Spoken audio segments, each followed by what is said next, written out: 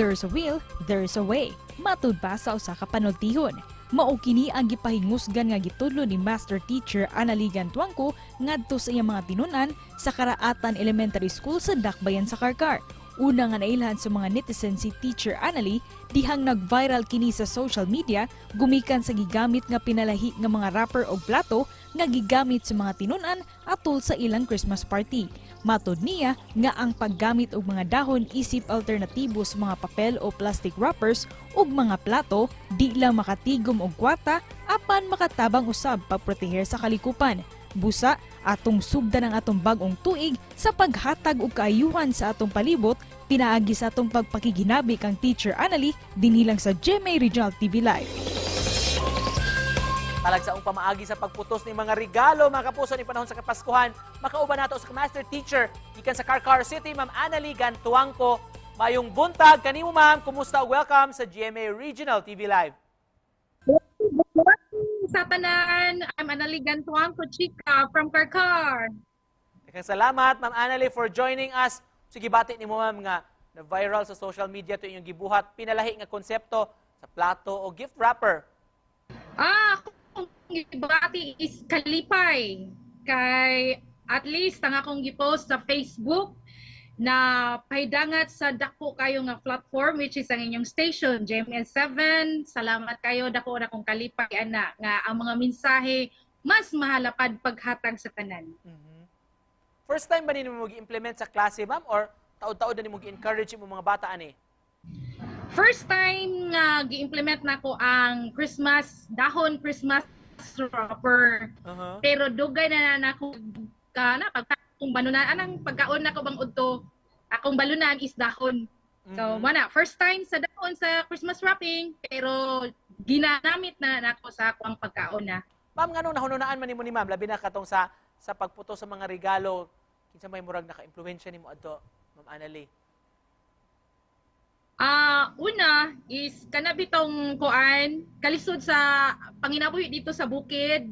Manay una ang kalisod sa panginabuhi dito. Ikaduha ang attitude sa tao sa palibot diri sa patag. Mo'y nakapa-influensya jud nako ana nga I have to make something unique nga ikahatag nako sa kadaghanan nga pwede ra dayon ni siya. So may katuyuan nimo ani nga advocacy, ma'am? Ang katuyuan ra jud ako, sir, is mapadangat sa kanang katawhan ang kanabitong life standard na to nga simple lang. Kay diha na to makita ang real nga happiness unya kanang pagkamadiskarte. Sa reaction ani ma'am og unsa man ni paghangop sa imong mga estudyante? Actually, dili kanila new para sa ilaha kay naanad man gud ang mga bata sa bukid. So far lahi siya sa compare sa mga bata sa patag. Ang mga bata sa bukid matured na kaayo bisag grade 2 pa sila. Happy kay sila kay nasa sila una-una gadua-dua ra sila. Kurti na lang lingawa kay naglahi sila sa tanan.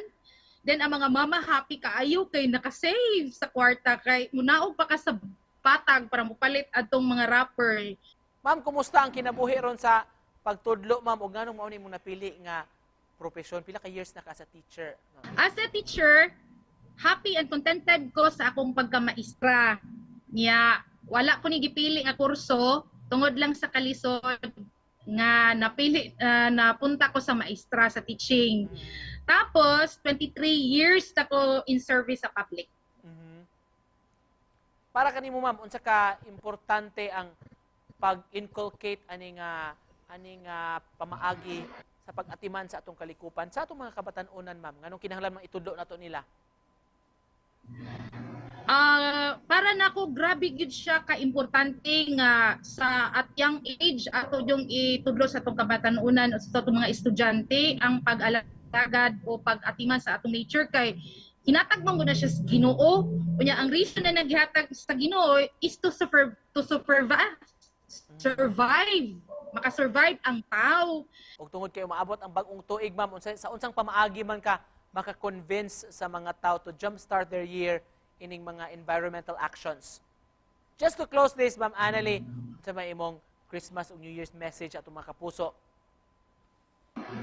Akong i-message sa tanan, wa man jud koy laing purpose nga nung nag-post ko ato sir no kay gusto gid ko makita sa kadaghanan nga nay happiness sa simplicity in life. Kay diha nimo makita nga blessed di ay ka na feel nimo ang Ginoo sa ana nga pagpamaagi sa kinabuhi. Ma'am, thank you so much, ma'am, ha, for joining us ug sa pagpaambit sa imong talagsaon nga kausa nga ang yun itong dahigon, mga kapuso. Ma'am Annalie Gantuangco, thank you, ma'am. Happy New Year! Happy New Year. Bye-bye.